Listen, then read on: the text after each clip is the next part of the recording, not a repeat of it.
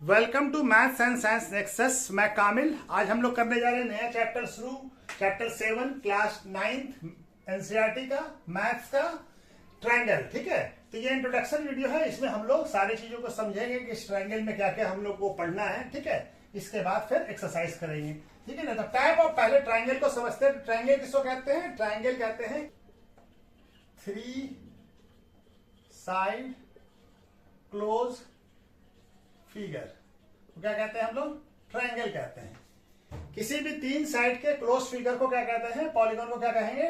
Figure को triangle कहते हैं। ट्रायंगल को क्लासिफिकेशन करते हैं on the basis of side. तो पहला होता है इक्विलैटरल ट्रायंगल। इक्विलैटरल ट्रायंगल जिसका सारा साइड इक्वल हो, यानी कोई इक्विलैटरल ट्रायंगल बनाइए जिसका सारा साइड इक्वल हो, यानी ये जो भी है 5 है, ये 5 है, तो ये भी 5 है, तो तीनों साइड क्या हो? इक्वल हो। तो ऐसे ट्रायंगल को क्या कहते हैं? इक्विलैटरल ट्रायंगल, जिसके सारे side, all side are equal. ठीक है, उसके बाद आता है आइसोसेलेस ट्रायंगल। आइसोसेलेस ट्रायंगल किसको कहते हैं? जिसका 2 साइड इक्वल हो, कोई 2 साइड इक्वल हो। ये दोनों साइड मान लिया 5 है, ये भी 5 है और ये 6 है, तो ये 2 साइड इक्वल है, तो हमारा 2 साइड है, तो आइसोसेलेस ट्रायंगल कहते हैं। स्केलेन ट्रायंगल किसको कहेंगे? इसका कोई भी साइड इक्वल नहीं हो। ठीक है, मान लिया कि ये 5 है, ये 6 है, ये 7 है, इस तरह से हमारा स्केलेन ट्रायंगल है। सारा साइड अनइक्वल है। None of the side are equal. None of the side of equal, कोई भी साइड इक्वल नहीं हो, तो ऐसे ट्रायंगल को क्या कहते हैं? ये। अब चलिए उसके बाद बनाते हैं कि on the basis of angle. On the basis of angle, triangle को 3 तरह से डिवाइड क्लासिफाइड किया जा सकता है। Acute angle triangle. Acute angle triangle किसको कहते हैं? जिसका all angle of a triangle क्या हो? एक्यूट एंगल हो, यानी कि सारे एंगल जो है ना। एक्यूट एंगल किसको कहते हैं? जो 90 डिग्री से छोटा, जैसे मान लिया ये है और ये मान लिया 50 है और ये 60 है और ये हमारा 70 है, तो सारा एंगल क्या हो गया? 90 से छोटा है, तो ये एक्यूट एंगल ट्रायंगल हो गया। ठीक है, एक्यूट एंगल यानी सारे एंगल जो है 90 से छोटा हो, तो उसको कहते हैं एक्यूट एंगल। तो सारे एंगल एक्यूट एंगल हो, उस ट्रायंगल को क्या कहते हैं? Acute angle triangle. अच्छा, राइट एंगल ट्रायंगल किसको कहते हैं? वन ऑफ द एंगल और राइट एंगल। राइट एंगल किसको कहते हैं? जो 90 डिग्री का हो, यानी कोई एक एंगल जो है इसी ट्रायंगल का वो 90 डिग्री का हो, तो ऐसा एंगल क्या कहलाएगा? 90 डिग्री का ये हमारा एंगल है, तो ये क्या कहलाएगा? राइट एंगल ट्रायंगल कहलाएगा। ठीक है, एक एंगल अगर राइट एंगल है तो ये क्या कहलाएगा? Right angle triangle. ठीक है, एब्स्ट्यूज एंगल कौन सा कहलाएगा? जिसका एक एंगल एब्स्ट्यूज हो। एब्स्ट्यूज किसको कहते हैं? एब्स्ट्यूज कहते हैं जो हमारा 90 से बड़ा हो। मान लीजिए ये एंगल है, ठीक है ना, ये 90 है और ये वाला कितना है? ये मान लिया कि 60 है और ये 30 है। ठीक है, तो ये हमारा राइट एंगल ट्रायंगल हो गया। ये एब्स्ट्यूज एंगल है, मान लीजिए ये 110 हो गया, तो एब्स्ट्यूज एंगल किसको कहते हैं? More than 90 but less than 180। ये 110 है और ये 20 है और ये एंगल हमारा कितना है? 50 है, तो ये एब्स्ट्यूज एंगल ट्रायंगल कहलाएगा। एक एंगल जो है हमारा एब्स्ट्यूज एंगल है, तो ये एब्स्ट्यूज एंगल ट्रायंगल कहलाएगा। ठीक है, तो ये हमारा ट्रायंगल का क्लासिफिकेशन हो गया। इसके बाद कॉन्ग्रुएंसी को समझ लेते हैं। ठीक है, चलिए अब दूसरा चीज क्या है? कॉन्ग्रुएंट फिगर किसको कहते हैं? ठीक है ना, तो कॉन्ग्रुएंट फिगर क्या है? Two geometrical figure having exactly same shape, यानी कि शेप भी सेम हो और साइज भी सेम हो। Same shape and size are known as a congruent figure.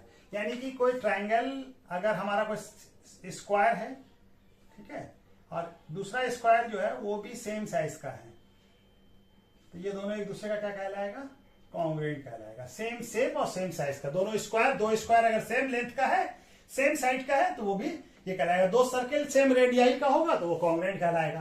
तो two geometrical figure having exactly same shape and size known as a congruent figure. अच्छा, अब हमको पढ़ना क्या है? कॉन्ग्रुएंट ट्रायंगल पढ़ना है। ठीक है, तो कॉन्ग्रुएंट ट्रायंगल क्या होगा? The two triangle are congruent कब होगा? If and only if one of them can be have superpose on the other, यानी एक दूसरे के ऊपर रख दिया जाए तो क्या हो जाए? चिपक जाए, एक दूसरे को छिपा ले। ठीक है, so the cover it exactly, यानी दोनों को एक दूसरे को क्या करे? छिप जाए, पता ही नहीं चल पाए कि इस पे 2 ट्रायंगल है। ठीक है, इस ट्रायंगल को ABCD को इसके ऊपर रख दिया जाए तो दोनों क्या हो? से मतलब छिप जाए। ठीक है, एक दूसरे से छिप जाए, तो उसको क्या कहेंगे? Congruent triangle. अब जब कॉन्ग्रुएंट ट्रायंगल को कैसे लिखते हैं? ये ट्रायंगल ABC और DEF कॉन्ग्रुएंट है, तो क्या लिखेगा? ट्रायंगल ABC, कॉन्ग्रुएंट का ये साइन है इक्वल और ऊपर में ऐसे करके एरो देखे, ये ट्रायंगल DEF। ठीक है, तो ये ट्रायंगल DEF हो गया हमारा।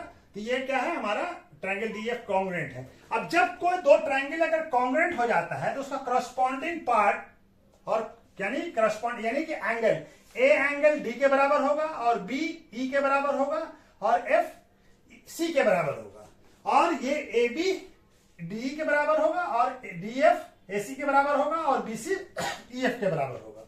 तो जब ये कॉन्ग्रुएंट कोई ट्रायंगल कॉन्ग्रुएंट होगा तो ये 6 चीज भी उस ट्रायंगल दोनों ट्रायंगल का इक्वल होगा, यानी कि तीनों ट्रायंगल एक दूसरे के इक्वल होगा, करस्पॉन्डिंग एंगल और करस्पॉन्डिंग साइड भी इक्वल होगा। तो ये तो हमारा कॉन्ग्रुएंट होने पे क्या होगा ये है। इसके बाद हम लोग पढ़ते हैं क्राइटेरिया इस कॉन्ग्रुएंसी का। Criteria for congruency of triangle, 5 criteria है कि कोई भी ट्रायंगल कॉन्ग्रुएंट इस 5 क्राइटेरिया से हो सकता है। पहला क्या है, SAS, इसको कहते हैं साइड एंगल साइड। एक एक करके सबको समझ लेते हैं। दूसरा क्या है, SS, ट्रिपल S यानी साइड साइड साइड। उसके बाद तीसरा क्या है, angles ASA, angle side angle.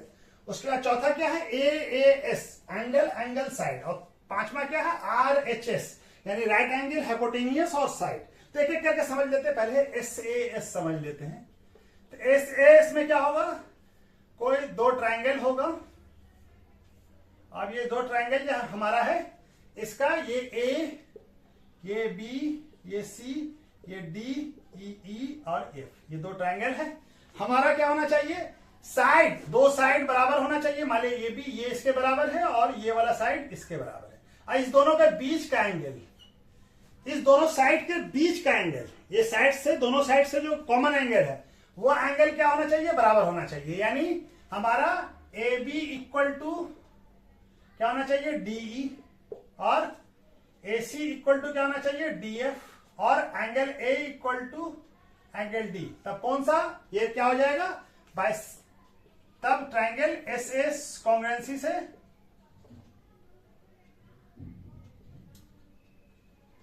सी से triangle A B C congruent हो जाएगा ट्रायंगल डी ई एफ से, अगर ये तीन चीज हमारा बराबर हो जाए। साइड और ये दोनों साइड, जो दोनों साइड इक्वल है उसके उसी का कॉमन एंगल होना चाहिए, तभी ये एस एस लगेगा। ठीक है, इसके बाद एस एस समझ, S A S side angle side. ठीक है, उसके बाद हम लोग एस एस समझ लेते हैं। दूसरा क्या है, S S S side side side.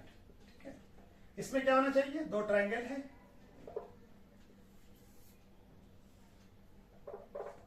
ये ए, ये बी, ये सी, ये डी, ये ये इसके बराबर है, ये इसके बराबर है और ये इसके बराबर है। तब हमारा क्या हो जाएगा, तीनों साइड एक दूसरे के बराबर है, तीनों corresponding A B equal to D E और B C equal to E F और क्या है, A C equal to D F. तब हमारा कौन से एस एस कॉन्ग्रुएंसी से क्या हो जाएगा,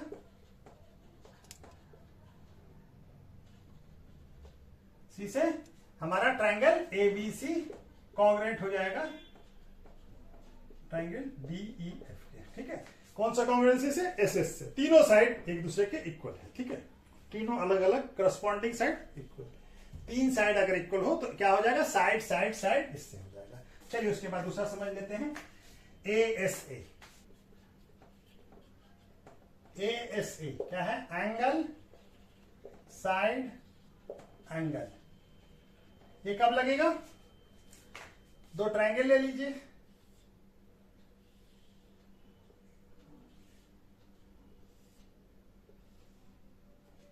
ये A, ये B, C और ये D, E और F। ठीक है, तो दो एंगल बराबर होना चाहिए, यानी कि ये एंगल इसके बराबर और ये एंगल इसके बराबर। तो आप इस दोनों के बीच, दोनों एंगल के बीच में जो कॉमन साइड आ रहा है वो वाला साइड बराबर होना चाहिए, यानी कि ये साइड इसके बराबर होना चाहिए।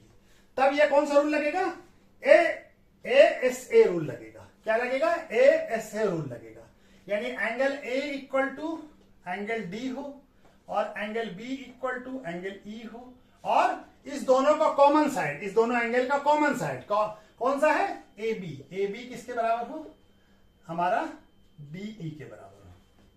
तब हमारा कौन सा रूल लगेगा, SAS रूल लगेगा कॉन्ग्रुएंसी का, ठीक है। तब ये हमारा ट्रायंगल क्या हो जाएगा, ABC कॉन्ग्रुएंट हो जाएगा ट्रायंगल DEF के, ठीक है। SAS रूल कब लगेगा, इसमें लगेगा, ठीक है। तो चलिए उसके बाद दूसरा करते हैं। AAS यानी एंगल साइड, वो था ASA एंगल साइड एंगल, और ये क्या है, एंगल साइड। अब इसमें क्या होगा, दो ट्रायंगल ले लीजिए,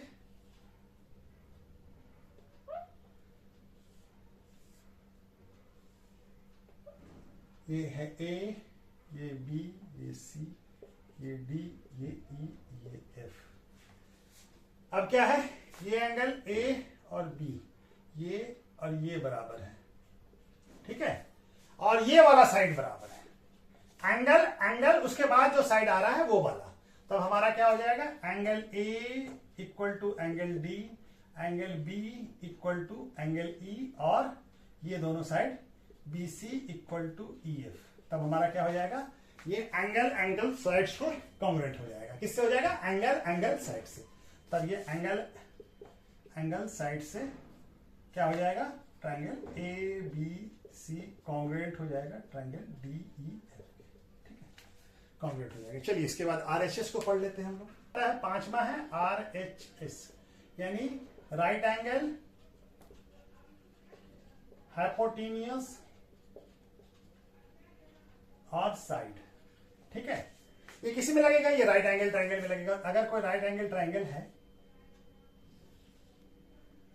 और दूसरा भी एक राइट एंगल ट्रायंगल है, ठीक है, दूसरा ट्रायंगल भी राइट एंगल ट्रायंगल है, और मान लिया कि ये A B और C है, ये DEF है, और ये राइट एंगल है, ये भी राइट एंगल है, और ये हाइपोटेनियस बराबर है, और कोई एक साइड, कोई भी एक साइड, ये भी या ये भी बराबर हो सकता है, ठीक है ना। तो दो में से कोई एक साइड अगर बराबर हो तो कॉरस्पॉन्डिंग क्या हो जाएगा, ये हमारा ट्रायंगल, ये क्या है, B इक्वल टू क्या है, E, क्यों है, ये 90 डिग्री है, राइट एंगल है, और AC इक्वल टू DF है, क्यों, ये हाइपोटेनियस है ना। हाइपोटेनियस भी क्या है, हाइपोटेनस इक्वल